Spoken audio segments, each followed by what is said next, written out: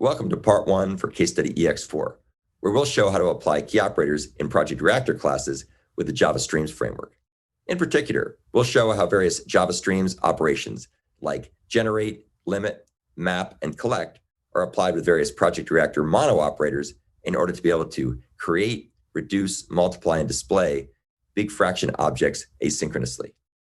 In addition, we'll show how to implement a Java Streams collector that works with async mono objects. As always, you can follow along with the code at the link at the bottom of this slide. We're now in the IntelliJ IDE for Project ex4. We'll start by taking a look at the ex4 class. We register two methods and run them with the async task barrier framework. The first method, which we'll look at in part one of the video, tests big fraction multiplications by combining the Java Streams framework with the Project Reactor framework and the common Java fork join pool. We'll take a look at the second method in part two of the video. Again, both these methods will be running in the background with the async task barrier, which will then block the main thread waiting for the asynchronous operations to complete.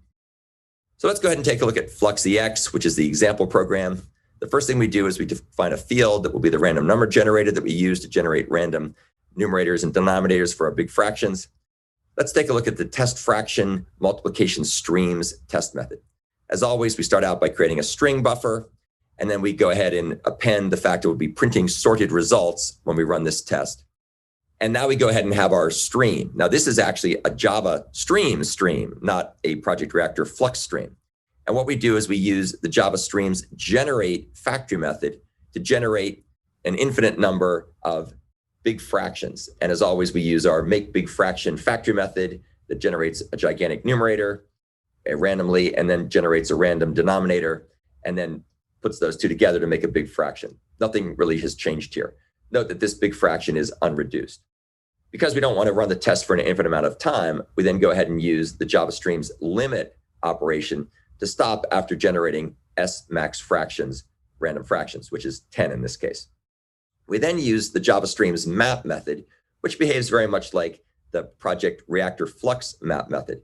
And what this is going to do is it's going to go ahead and basically do the computation in parallel. And we're going to do this by calling reduce and multiply fraction.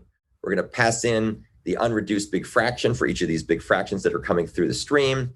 And we pass in a scheduler, which is going to use the Java common fork join pool thread pool.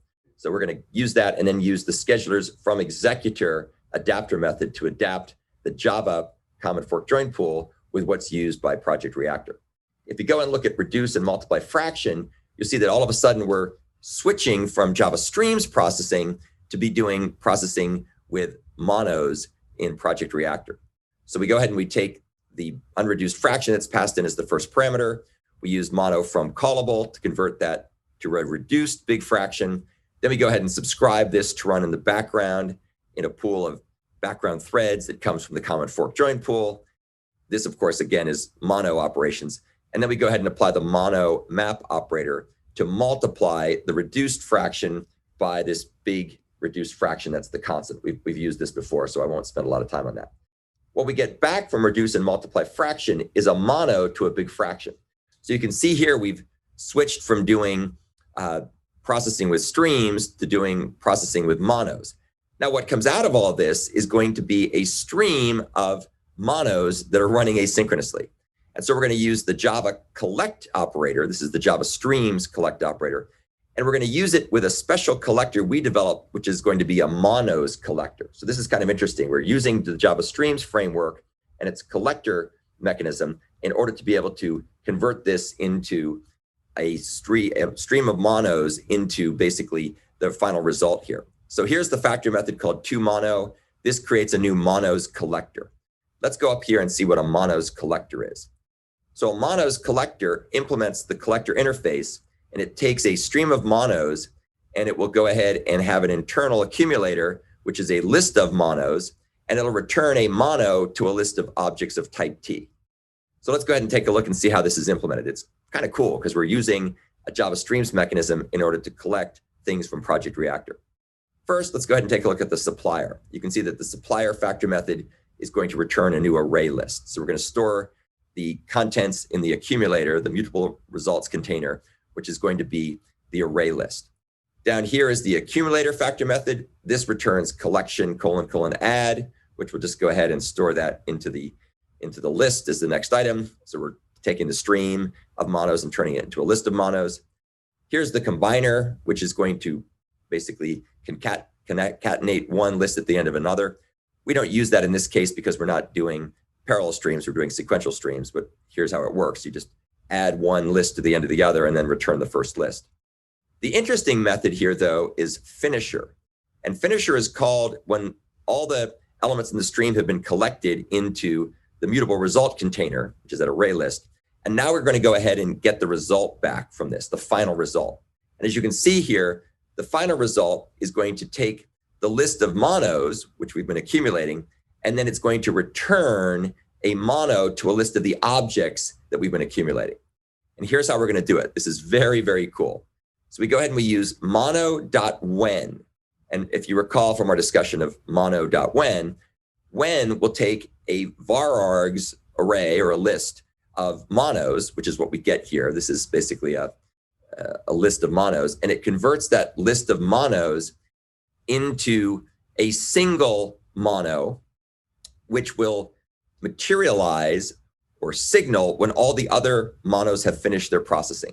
So when all those monos that are running in the background doing the big fraction reductions and multiplications complete, then when will complete, then materialize will indicate that we're done.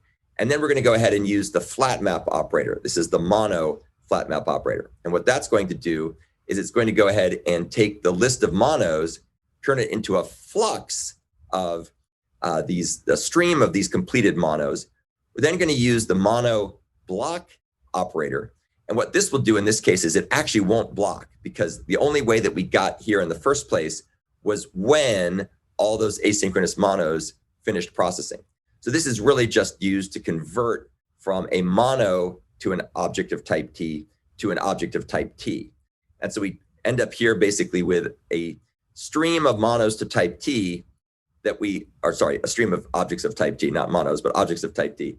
And then we go ahead and collect those results into a list of objects of type T.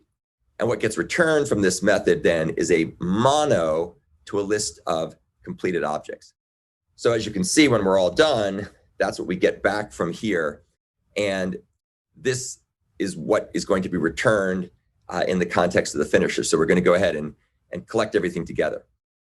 The characteristics method here just says that this thing can be sorted in an unordered manner. We don't care whether the things are sorted in any particular order or ordered at all, for that matter. So that is our monos. That's our monos collector.